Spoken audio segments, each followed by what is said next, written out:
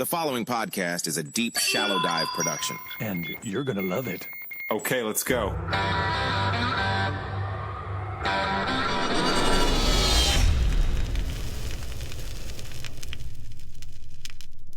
I know war.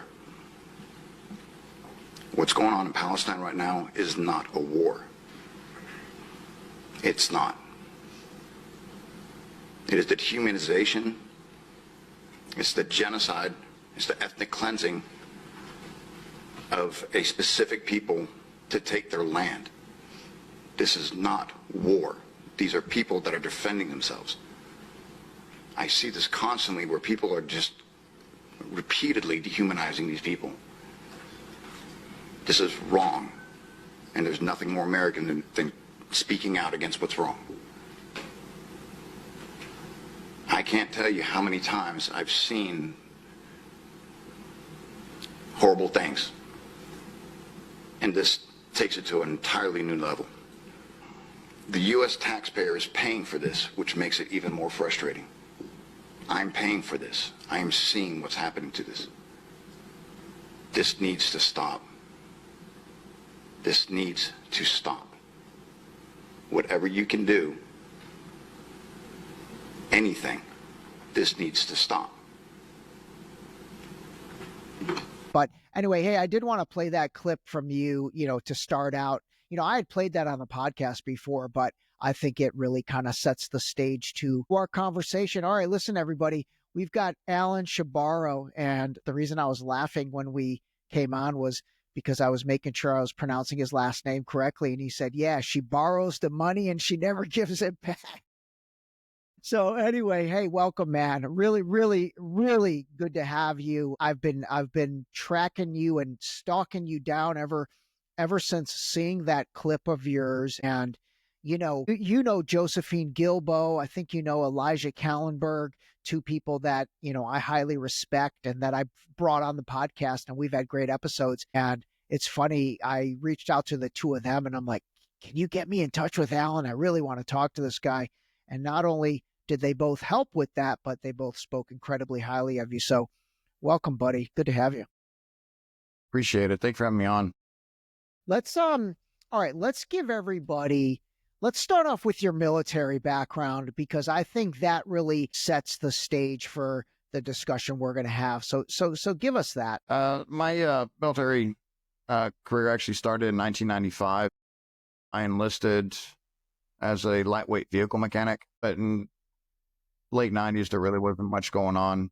Somalia was a few years earlier than that. Kosovo and everything that was being happening, like in the Balkans, was already dying down. So there really wasn't much going on. So I got out, jumped into the reserves, and then 9/11 kicked off, and I went right back in active duty as soon as I could, but I didn't want to go back in as a drill sergeant. So took a little bit of time, but like a couple of years, and I managed to get a chance to try out for selection for Army Special Forces and made it, moved through. So I was in the Special Operations community from 2004 to 2012. Primarily was start out in National Guard with 20th Group, and then I went active duty to 3rd Group, and then back to 19th Group. And I got out entirely in 2012. So Army Special Forces, I mean, for us laymen's, when I hear that, I immediately think like the badass section of the Army, or like Navy SEALs, like Green Beret, like, is that what Special Forces is? Like, what does Special Forces do? So every branch has their own specialty. For example, like the SEALs, maritime ops is mainly their primary focus, water missions and so forth. Doesn't mean that they don't know how to do urban or even rural. It's just what they specialize in. For the U.S. Army Special Forces, their primary or what they were originally designed for was foreign internal defense, which was FID missions, which is going behind enemy lines and training troops behind enemy lines to fight against whatever opposition they have within the country. So they're a full force multiplier. And that was the original design for them in Vietnam. Later on, they kind of evolved. And now you have specialty teams within special forces as well. So you have teams that specialize in maritime ops as well. You have teams that specialize in mountain warfare, teams that specialize in operative rescue and direct action, counterinsurgency and counterterrorism, which is the unit that I was in. So you have Halo teams, dive teams, all different types. So it has definitely evolved to different mission sets to be able to cover all different types of environments and terrains and so forth. All right, let's talk about the 9/11 thing. And, I love your perspective on 9/11 now that we are, 25, 24 years later. And then after you give that, I'd love for you to help us understand how you felt at that time, because, I've talked to a lot of folks that have been involved in the military, and it's interesting to understand how they feel now where they've got all the facts versus how they felt then when they were, I guess maybe, I don't want to use the word brainwashed, but a lot of them use the word brainwashed. So yeah, give us your take on 9/11 now, and then how you felt then. So then I always have to, I got to preface it with the reason why I drank the Kool-Aid by the gallon. I was actually born on a military base, born on an Air Force base. I was raised on military bases overseas. And that was during I was in Italy. And so we had half of the population that still remembered World War II, that was still there during World War II. They experienced World War II. They experienced the liberation that the Americans gave the Italians, as they came in.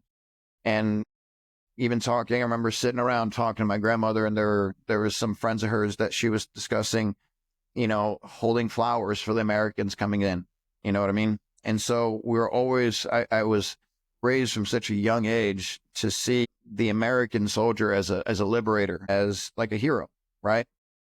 And then to reinforce that, we ended up moving to Germany. And guess what? This was in the late 80s. So I was actually, technically, I moved to West Germany when we moved up there. So it was before the collapse of the Soviet Union and before the wall came down. And that was reinforced once again, like into my teen years. We had a lot of the Germans that were still alive that still remember a lot of, what happened in World War II, because that, had only been, 40 years prior. And the thing was about that was it was feeling that from the Italian population, not the Americans, because you'd always get that from the American side, how we're liberators, how we're like the greatest, and you're used to hearing that. But when you hear it from other people in different countries, that's entirely different. That really reinforces things. And so when I left Germany, I came back to the U.S. I didn't move back to the U.S. till I was 19, and then literally went right into the military.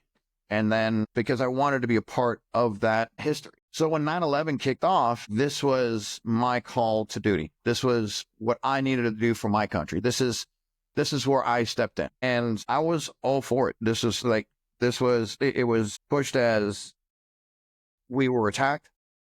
This is something, let's go after them. Let's go do it. And I wanted to be involved to the point where I didn't want to even be on the sidelines. I wanted to be directly involved. And I did that. I think the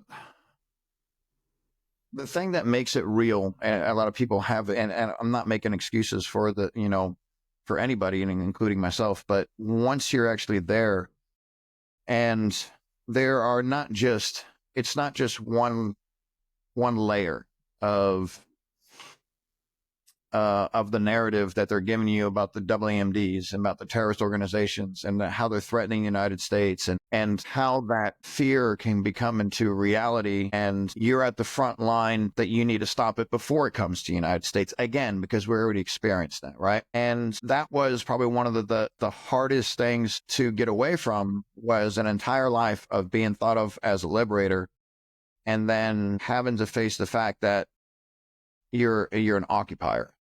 Right. And it took me years to get away from that. Even after, the first time I got deployed, I didn't agree with what was going on. Don't get me wrong. But I understood, if someone came to Texas and did the same thing, I would be shooting at them. So it wasn't like I wanted to get shot, but I certainly did understand, their point of view. I wasn't vocal about that at all, but it was something that I did talk to some people about, very few.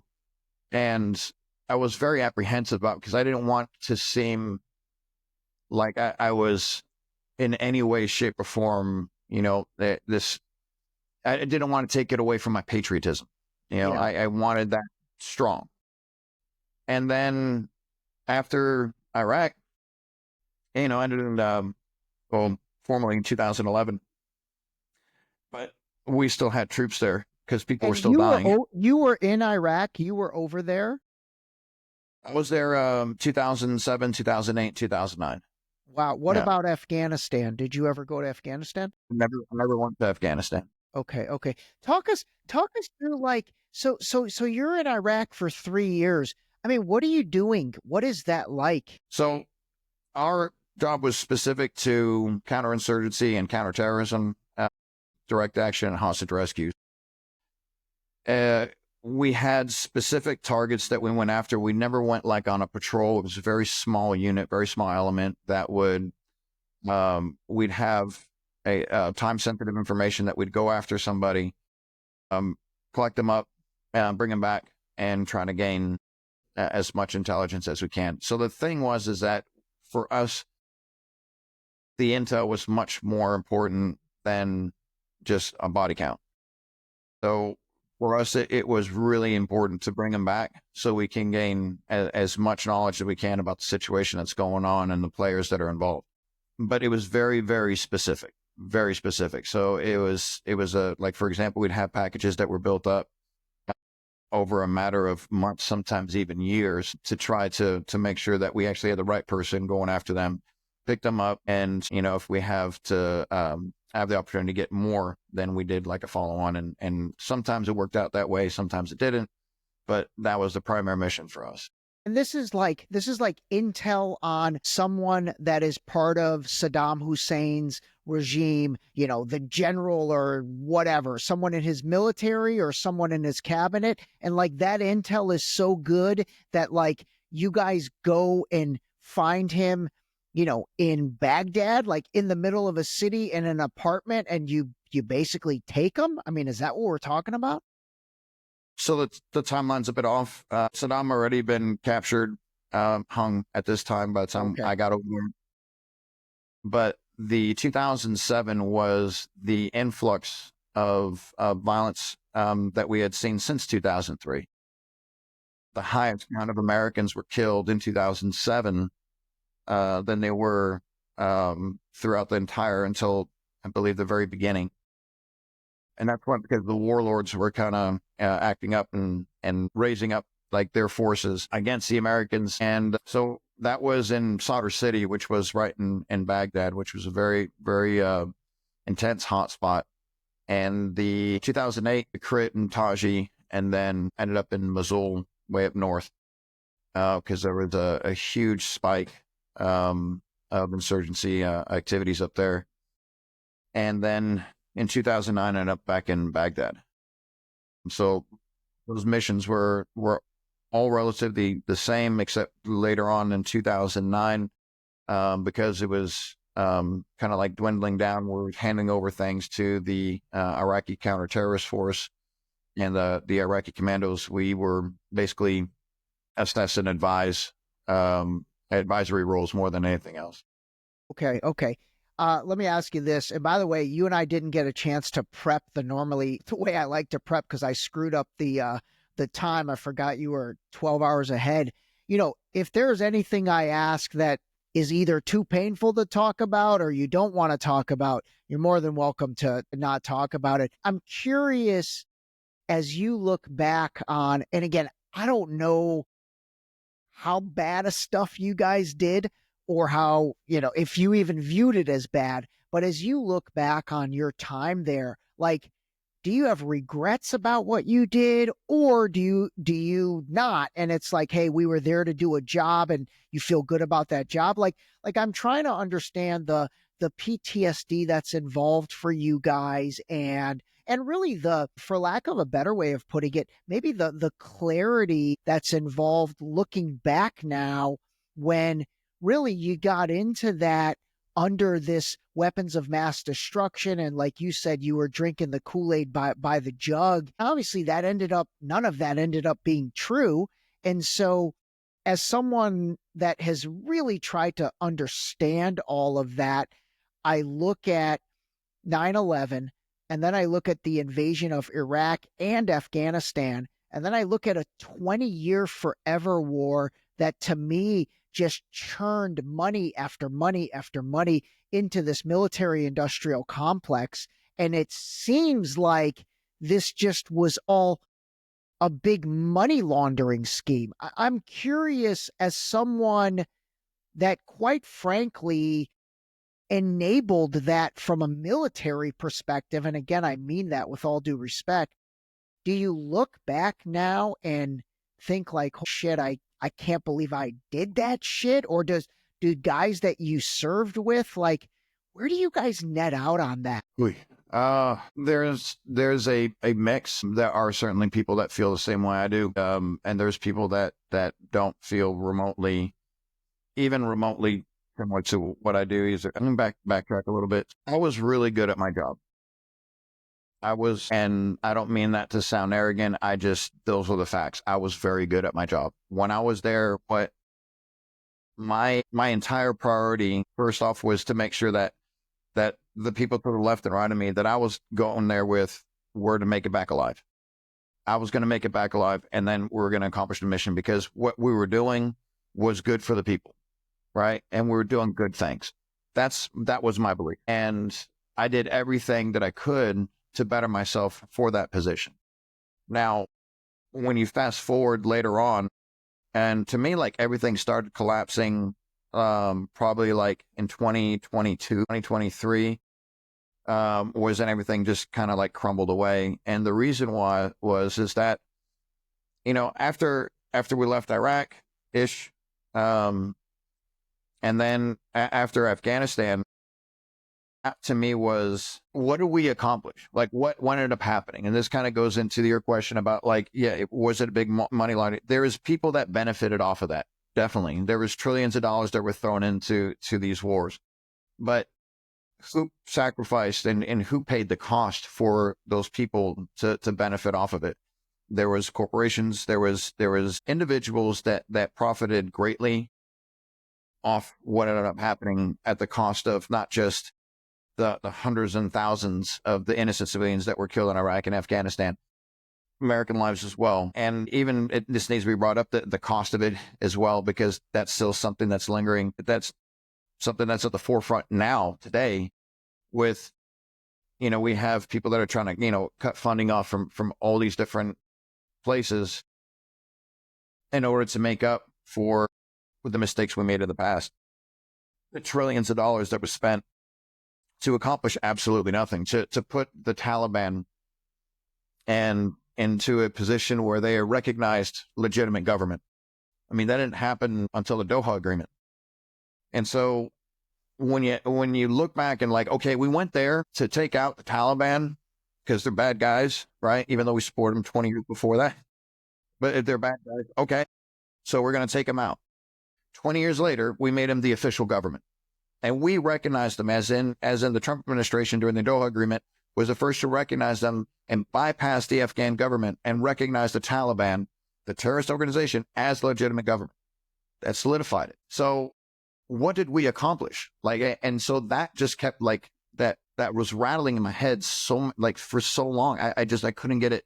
Like, what did we do? And I gave you that brief history. If you can think about my entire life, kind of like accumulating to that point where like, this is what I was intended to do.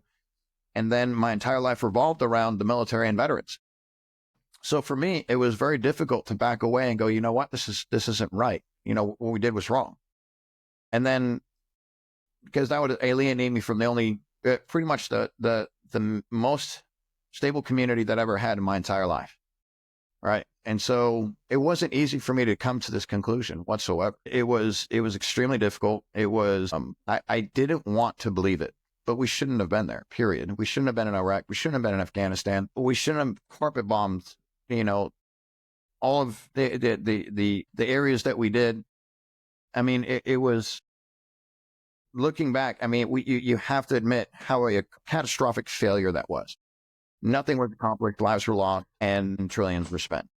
Yeah, I mean, that's what I'm saying. It's like I look back now, and as I've got into, this whole world of trying to just find truth, it's like we get in there because of the bad Taliban, spend 20 years, and then hand it right back to the Taliban. So those trillions of dollars, you know, it's not like if you go to Iraq and Afghanistan right now, they're these glorious countries and cities that look like Dubai and all of the Arab nations that are also, oil rich, but have played ball with the US. You know what I mean? So like after 20 years, after trillions of dollars, hundreds of thousands of deaths, I have to imagine Iraq and Afghanistan are no better off than they were at the beginning. So kind of to your point, that's what I'm saying. It's like, man, that's a tough realization for anyone that was part of the military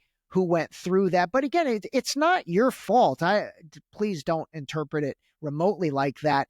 What I'm trying to wake everybody up to is that you've got to, look at our politicians and look at what they're doing. Look at the Bush administration, Cheney, Rumsfeld, Paul Wolfowitz, all of those guys, right into, the Obama administration. What did they accomplish? Right into even Trump's first term. It's like the amount of bombings and wars and all of that stuff. It's insane. All right.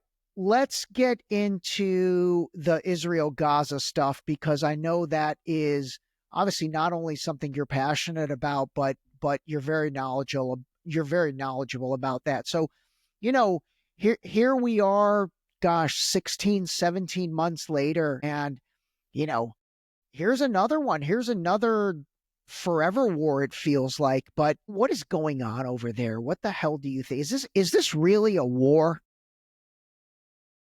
It absolutely is not a war. A war needs, you have at best a militia that's fighting against an established military, which is actually, I believe, like the fourth largest in the entire Middle East. That's also the only nuclear power.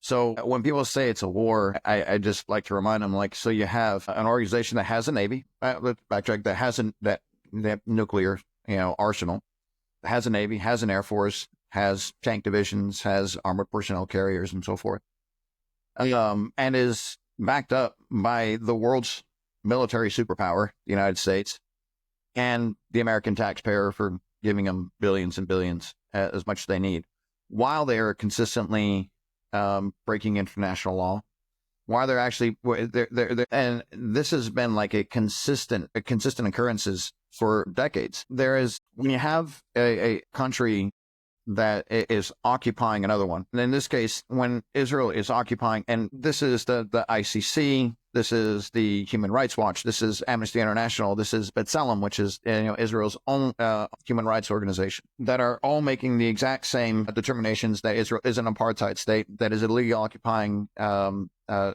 West Bank and Gaza since 1967, that it's been committing all these different acts of torture and murder, the human rights, the human shields that they've been had documentation of for decades. This is nothing new. It's just new for some people realizing it. And again, how is that a war, right? How is that a war when you have someone that has collectively all these things that are backing up against, at best you can call a militia? And then it goes into even more of a twist where that was been funded by Israeli leadership, right? So you have, and that's to maintain, to ensure that there's never a two-state solution, to divide the two different types of political groups that they have, the PA and Hamas, right? Let's talk about that, because I don't think people understand that. So I'd like to kind of both explain that. So from what I understood, or from what I've read in 2017, and maybe even much longer, so Netanyahu was literally funding Hamas, or was he allowing the Qatari government to fund Hamas, or maybe a combination of both? And so he was equipping them in order for Hamas and then the Palestinian Authority not to get together. Is that your interpretation? So when you say the Israeli government is equipping them, can you just add a little color to that? There's actually it was a really good article in, surprisingly, the Jerusalem Post. It was in 2019, I believe, that this one came out. And it was basically the headline paraphrasing right now, but it was this something about how Netanyahu's actions come to, to bite him, it's going to come back to bite him later on. Yeah. Right. I think I saw that. And then Ron Paul actually, Hamas, if you look at the history, you'll find out that Hamas was encouraged and really started by Israel because they wanted Hamas to counteract Yasser Arafat. And you say, well, yeah, that was better then and served its purpose, but we didn't want Hamas to do this.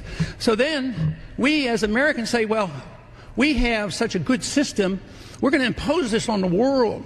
We're going to invade Iraq and teach people how to be Democrats. We want free elections. So we encourage the Palestinians to have a free election. They do, and they elect Hamas. So we first, indirectly and directly through Israel, help establish Hamas. Then we have election. Then Hamas becomes dominant, so we have to kill them.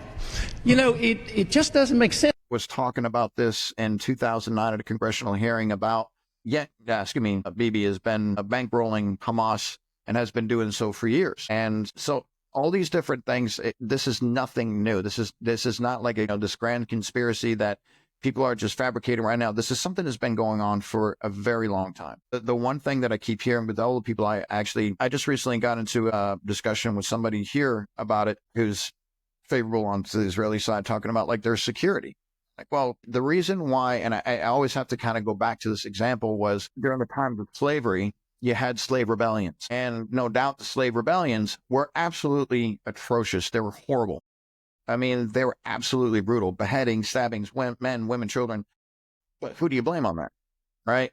So do you crack down more on the slaves, or do you end slavery? The reason why they're rebelling in the first place is because they want their human dignity back, right? They want their literal freedom, not just like what we're talking about right now, and being able to, post things on Facebook. Yeah. But yeah, we're talking about, people being able to, live in not just with peace, but justice as well.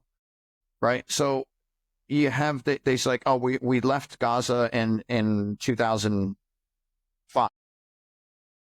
But the problem is that you still have control of the air, land, and sea. You have control of all the borders. You have, automated weapons that are pointing inwards, right? You have it's literally a walled-in area, and the cages that you have to go through in and out, they have full control of this. This is not, they didn't actually leave. They just shifted. Yeah. And then in the West Bank, I experienced that myself. All the different various checkpoints. And then, I mean, one thing that a lot of people, including myself, didn't realize is that, for example, when you had the Baruch Goldstein that went in Ali Brahimi Mosque and slaughtered, just like open fire during Ramadan while the Palestinians were there praying, ended up killing, I believe, 27 and then injuring like 51, was in itself such a horrific act. That's condemned by a lot of people, not just on the pro-Palestinian side, but also, some people that are Israeli even recognize that as well. I know the sensible Jews, the people that I know that are actually Jews, but that aren't Zionists, 100% agree that was just atrocious. But what happened after is what a lot of people don't know about.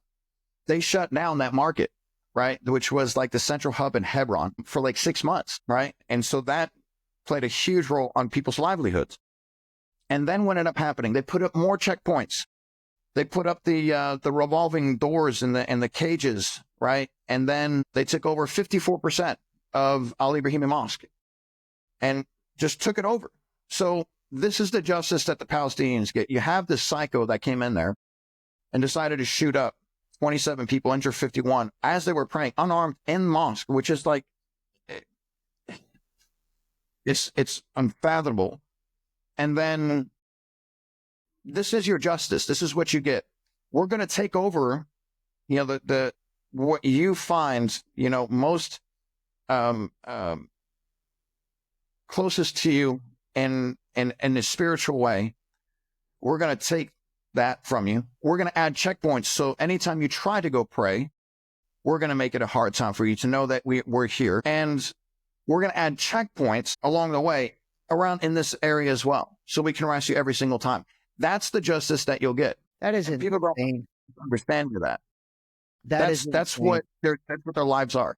No, I get it. So you've been to the West Bank? I didn't know that. So I got with an organization, and I was trying to get in with this organization, with the NGO that was providing security for surgeons that were going into different hotspots around the world, combat zones. And they were trying to get a team to go into Gaza. I volunteered for that. So I was going to basically just, I was going to go into the West Bank and stage out of there, wait for the call, and then I'd be right there. So it'd be much easier to transfer over.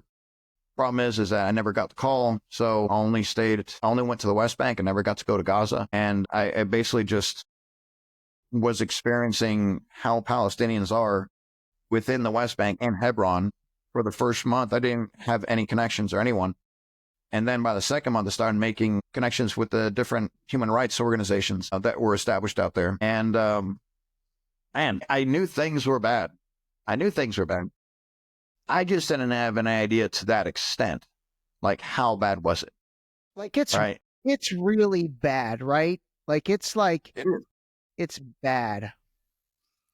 That's insane. So, I mean, I don't blend, right? When I was, especially in Hebron, full, sleeve on my arm, it's a very conservative town. Yeah.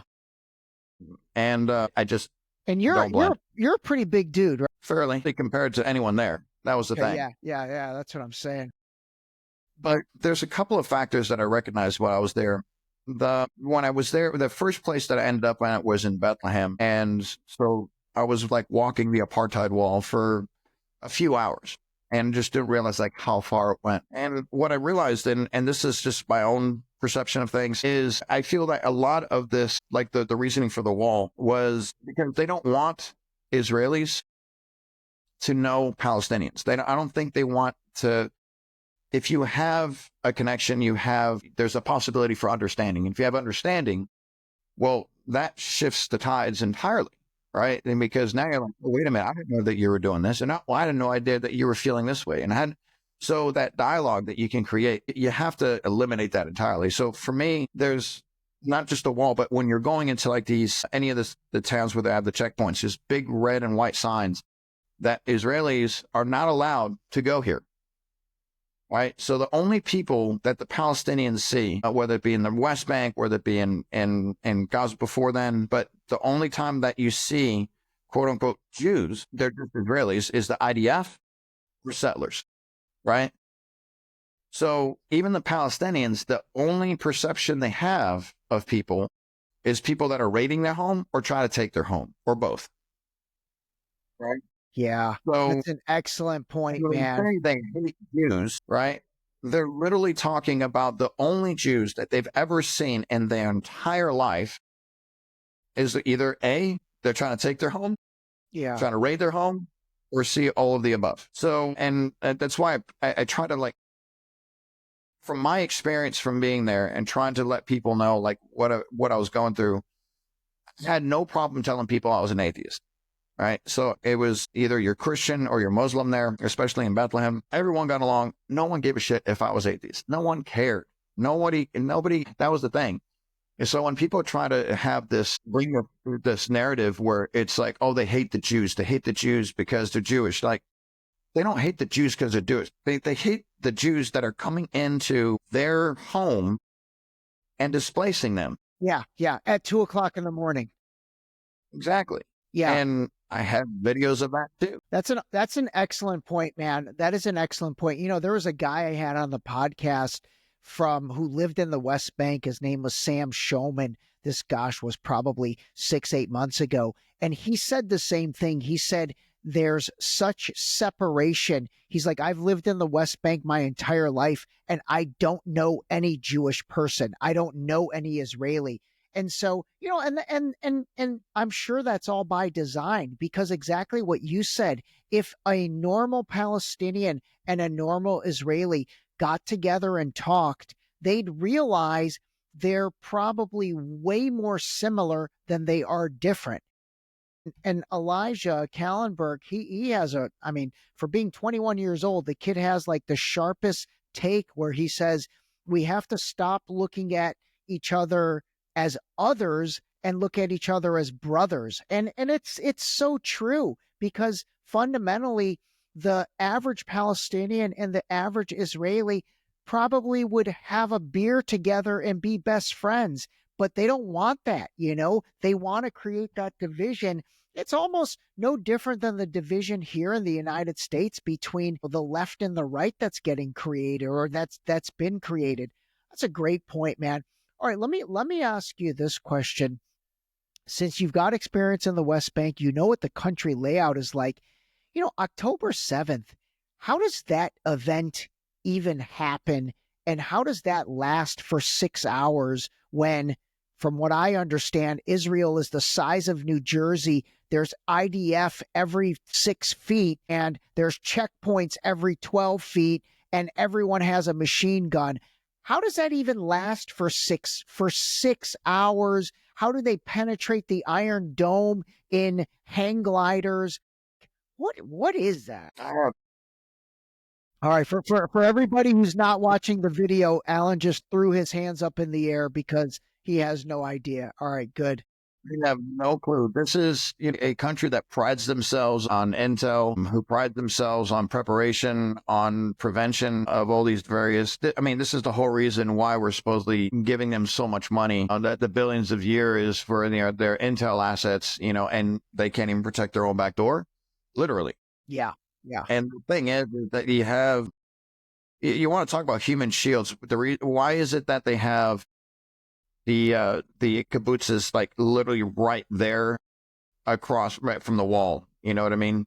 So you have the Gaza wall that's right there. You want to, those are human shields right there, right? Because you don't have an entire housing division that is walking distance from the state prison. You know what I mean? Yeah, because there's a possibility, and imagine if they're armed too. You know what I mean? So it just, to me, it doesn't make any sense. Why? Where's the footage? They have footage that for nighttime, daytime, every angle for every part of that the walled structure, and yet it's not existent, right? And they're like, we do have it, but we're keeping it. I mean, if that would bolster your everything that you're trying to say, why not release it? Yeah, absolutely. The thing is that change. It's like you brought up the 6 hours, I think, is more of an average. I've heard up to 10 hours. That was an extreme, but 8 hours. And then I've heard 4 hours. So 6 hours doesn't make any sense whatsoever. 0 sense. So I don't know. And I say that from, having the background I do in the military, and from looking at everything that was presented, no idea. I have no clue. It doesn't make any sense whatsoever. All right.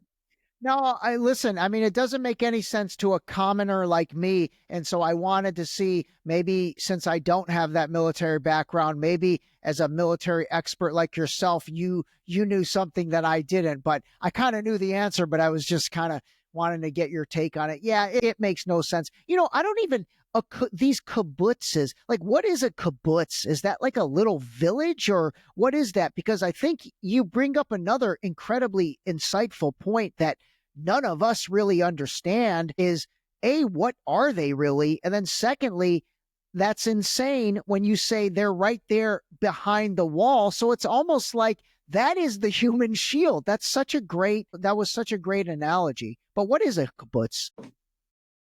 From what I understand, the kibbutz is like the settler villages that they set up. Okay. It is a Hebrew word, and it has a direct meaning. So I'm not 100% on that, but that's from what I remember. I think one of the biggest things that people fail to realize as well is, along with the security, along with all these things that are happening, like they're saying that they're constantly being rocketed, they're constantly being attacked, but no one has an understanding of why. Well, that's because they were constantly getting bombed. They had air raids. They're like, I've heard these people saying that there was a ceasefire before October 7th and Hamas broke it. Just 2 days prior to that, 2 weeks, they did a air raid campaign. And not only just in Gaza, but in the West Bank as well. Yeah. There's so much misinformation and so much straight out lying that's coming out from the Israeli side. it's hard to keep up. The 40 beheaded babies, right? They had the Hannibal Directive. Yoav Galant, their own general that's being that's been served the warrant from the ICC. Yep. Has literally come out publicly saying yes, the Hannibal Directive was in effect. Can you explain the Hannibal Directive? So the Hannibal Directive was a this was 2000. I didn't get my numbers wrong on this. Like 2003, I believe. But there was an Israeli soldier that got kidnapped by the Palestinians side. I think it was by like Hamas, and they basically were able to exchange one soldier for 1,000 Palestinians, and they didn't want that to happen again.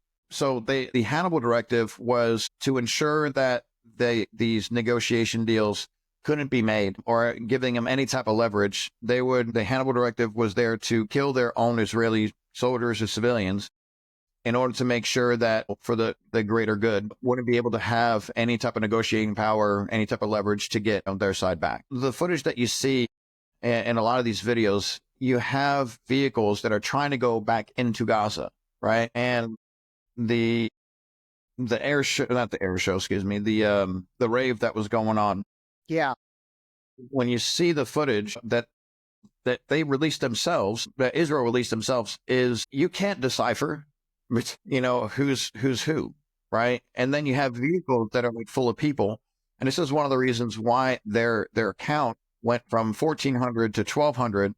And now it's kind of like, we're not sure. But civilians wise, now they're saying, you know, I think it's 760 something. But if you're talking like total, then, you know, with the Israeli military personnel that were killed and, you know, their law enforcement variation, like their paramilitary police, it goes up to the 1,200 number. But talking about civilians, because according to international law, they do have the right to resist.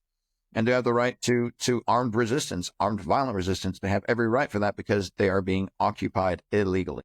Yeah. Now, the Syrian side, they do not have the right on that. And I get shit constantly from people trying to make that, but you got to be realistic about this and got to be fair. The facts are that they do have the right under international law to resist illegal occupation with armed resistance. And they absolutely and again, you're talking the Palestinians have that right, of course, because they're the ones under illegal occupation. I want to recap those numbers that you talked about, because this is something I think is incredibly important. So I remember that day, October 7th, it was a Saturday. It was like 6 a.m. or something. And you're exactly right. That day, they said 1,400. And then as time went on, that 1,400 became 1,200. And then within that 1,200, for argument's sake, it was, let's say, 600 civilians, 500 military, or it might have even been 500 civilians, 700 military. But the bottom line is the net number was agreed upon to be roughly 1,200. And now here we are 17 months later. And what's the net number? It's the same 1,200. It hasn't gone up, except maybe for some of the hostages that have been killed. But I think people need to understand, when you say this is not a war, I agree with you, because there's no more casualties happening on that side. It was like a one-day event, okay? It was like a one-day sale. And then on the Palestinian side, I don't know, we're at 40,000, 50,000. Some estimates are up as high as like 600,000-700,000. I think it's very interesting. Are you including Gaza and the West Bank, or just Gaza? Yeah, well, just Gaza. What do you think the number is for just Gaza? I mean, according to Lancelet, the medical journal, the French medical journal, they're saying up to 185,000. And the crazy part is that you have a organization that is stating this based off the data that are received and the amount of people that are hiding, like, for example, under the rubble. They're not hiding. They're under the rubble, where people are saying that they're hiding, but they're not. Sorry, I misspoke on that one. Yeah. Are literally they buried are hiding. They're hiding, but they're permanently hiding, and they're not breathing anymore. So no, I meant the numbers that, you know, sorry, it just kind of scrambled in my head that they're hiding the numbers because they are, or excuse me, inflating the numbers, not hiding, inflating the numbers in order to get more publicity and attention. But the thing is that they have this impossible standard that they're trying to meet anyway of having, like, you know, not just identified the body from family, but also like their ID that matched up with it. And I mean, all these different hoops that, you know, they have to jump through in order to say this is who they were. But there's definitely saying that the number is drastically higher. In the West Bank, even before October 7th, there was 291 Palestinians that were killed in the West Bank alone by either Israeli forces or settlers. So we're talking from January 1st, 2023 to October 1st, 2023. When people are saying like this just started, it didn't just start then. Right? It didn't start October 7th. They've been dealing with this for a long time. And this is in the West Bank. This is not in Gaza where Hamas is under control. Right. That's the thing. Americans don't understand.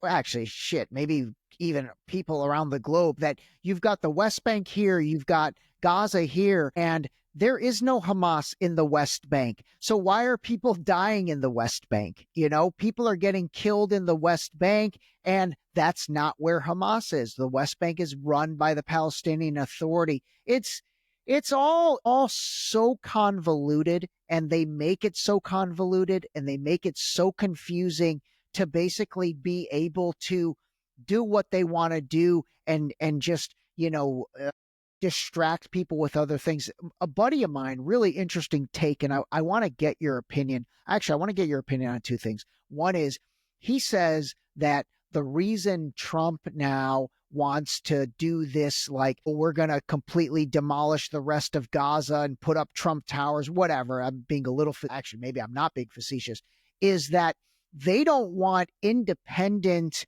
cleanup crews in there because there are so many bodies under the rubble. And so they want to be able to clean that stuff up on the DL and not alert the world of all these bodies, because then that 40,000 or 180,000 could actually be 400,000. What do you think about that? You think that's plausible? I think it's very plausible. Absolutely. It's the same reason why you have the highest amount of journalists killed in any modern conflict in modern history, right? And then you also have, so backtrack a little bit on that. You can't have like any type of independent journalism, so they only want the people that are there and they're saying, oh, it's because it's dangerous. World War II was dangerous. Vietnam was dangerous. All these other conflicts that have been going on, Iraq and Afghanistan, they were all dangerous, right? But yet somehow it's so much more dangerous there. But they won't allow them, and when they do allow them to go in, they have this guided tour, right? So absolutely, there is no doubt that is definitely, in my opinion, one of the reasons why.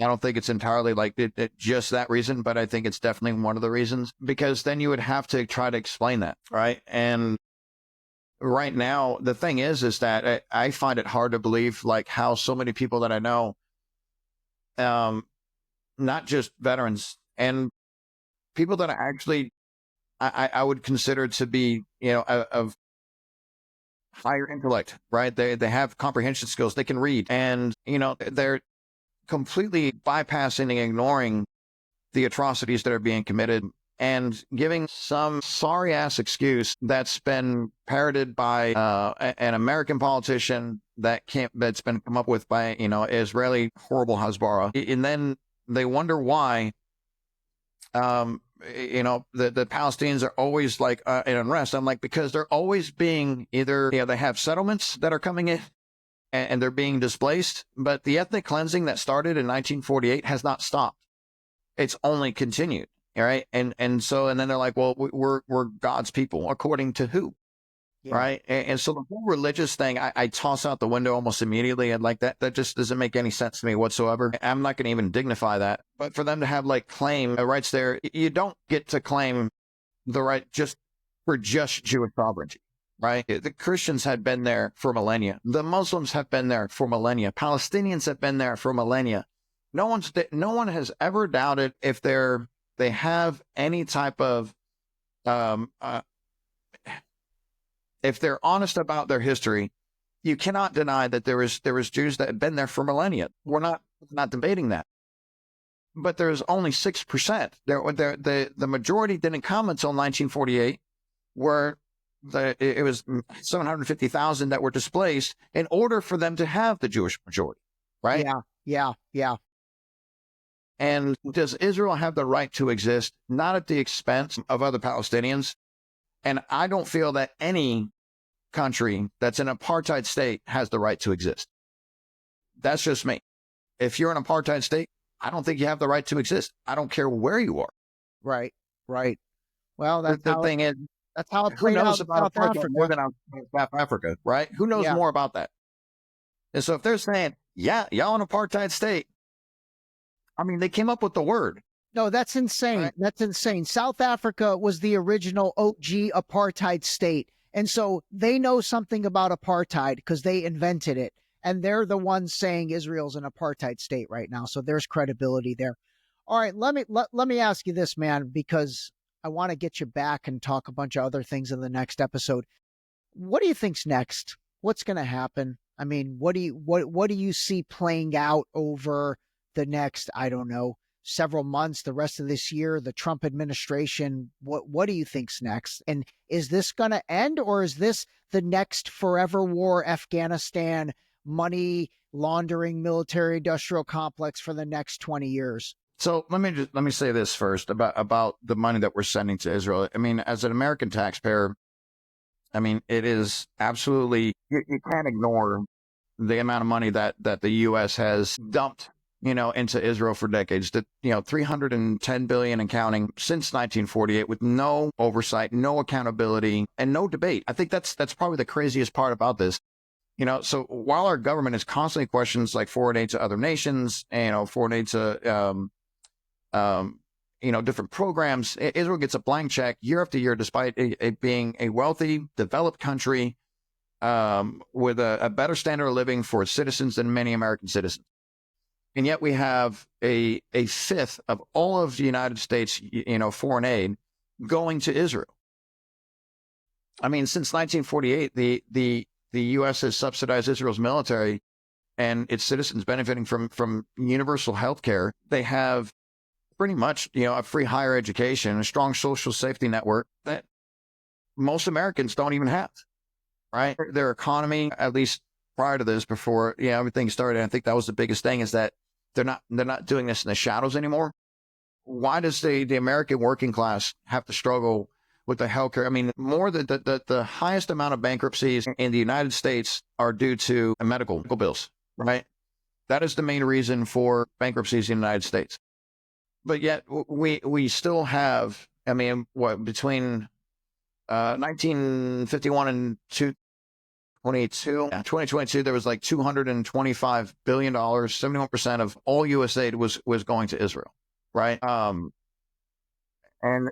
that went directly into its military. In 2016, the U.S. locked in that 10-year deal, right, where they were the $38 billion, but like in a 10-year package. So was it 3.3 annually, and then like $500 million for their missile defense and the Iron Dome. The Iron Dome, yeah. I mean, this is fully funded by the U.S., right? And what does the American taxpayer get out of this, right?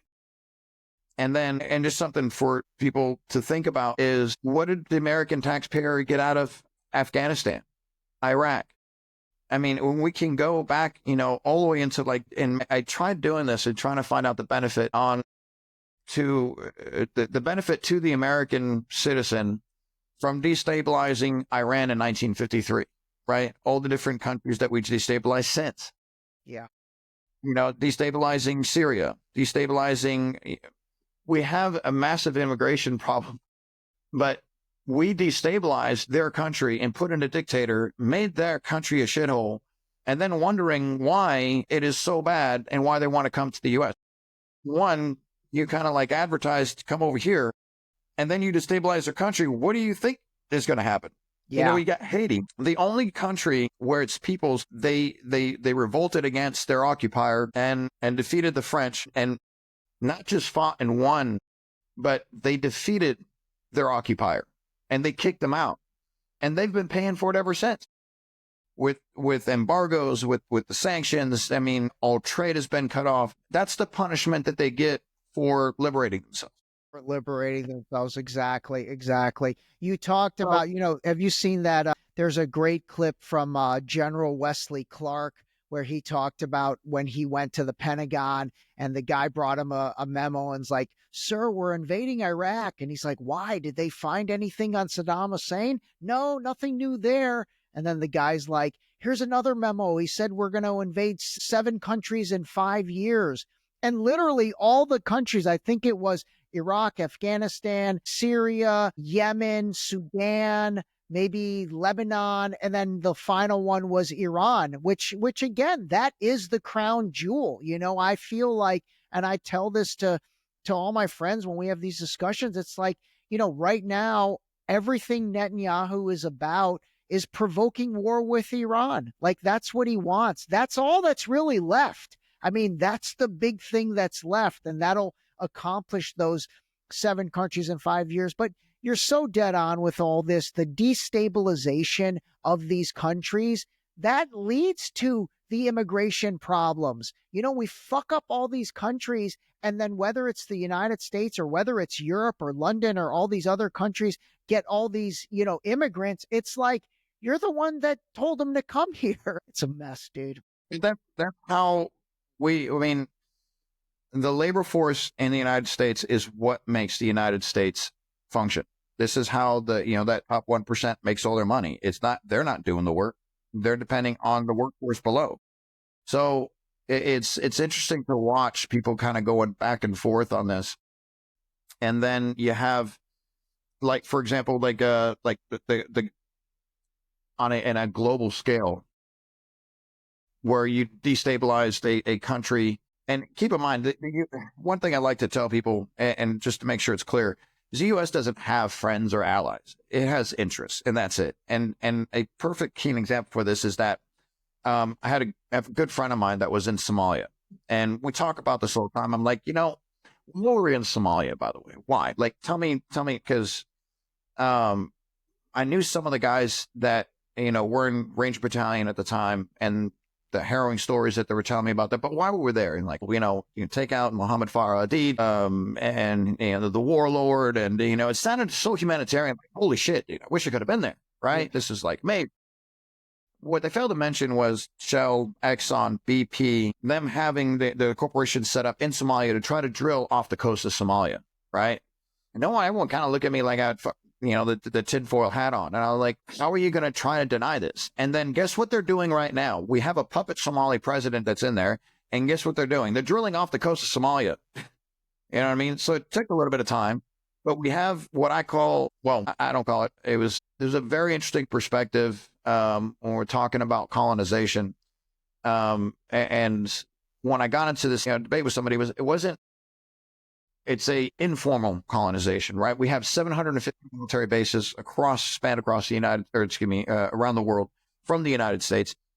And when anybody gets close to that, or nobody is even remotely close to that number, by the way. But what I'm saying is that everyone gets remotely close to the United States, continental United States. It's like, oh my God, versus we have military installations that all up and down Russia, right? The border of Russia. Same thing with Iran. The same thing with it, like all over the Middle East and Africa and so forth, right?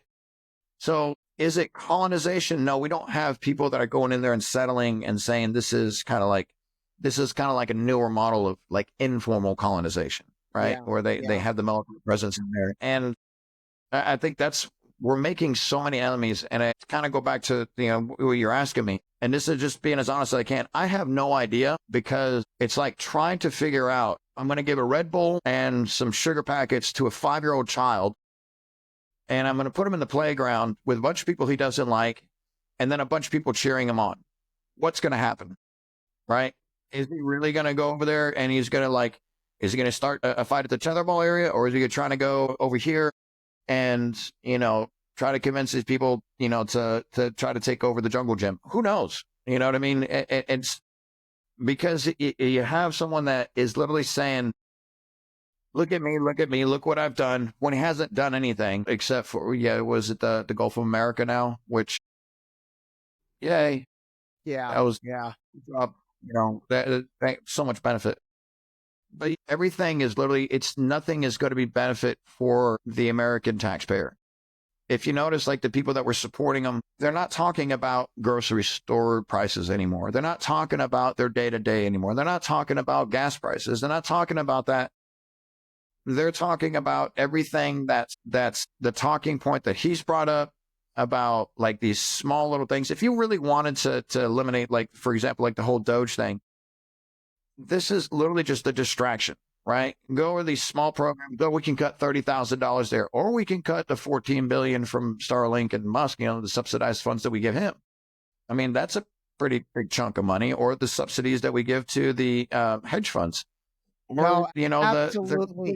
Absolutely. The pharmaceutical companies, you know what I mean? Or the oil and gas companies. I've said that about Doge. I'm like, listen, the rubber's going to meet the road if and when it's time to cut the defense budget, because Elon is one of the government's top 5 defense contractors. And so if you're not going to go after, by the way, the biggest part of the American budget, $850 billion to potentially $1 trillion, that right there.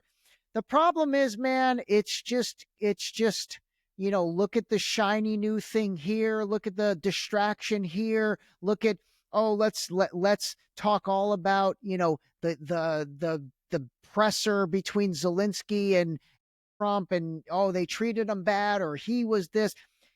Nobody's getting to the heart of the issues. But I also appreciate you bringing up the military bases. I didn't realize we have 750 or probably more military bases across the country. I love the way you put that, where it's almost like a informal colonization, because that's really what it is. It's like we're colonizing there, but through those military bases. So we've got a presence without, technically having a presence, man. All right. Anything else, man? Anything else you want to share? I'm going to put all your social media handles everywhere, but is there a platform in particular that you try to spit knowledge on, or do you kind of put your stuff everywhere, or do you not even care about that stuff? You let guys like me put your stuff places. The strange part is that even the one that went viral from the McKinney City Council, that was actually done by a friend of mine. She had actually called me up and hey, did you go? I was like, yeah, but I didn't know anyone there. No one recorded it. She was like, oh, I can find it. I mean, they're all recorded. So she actually went there and recorded it, edited it, put it together, and then sent it out. And then I was like, I looked at it a few days later. I was like, holy shit, it's in the millions already, know? So I got to give all the credit to her on that one. And it was very unexpected.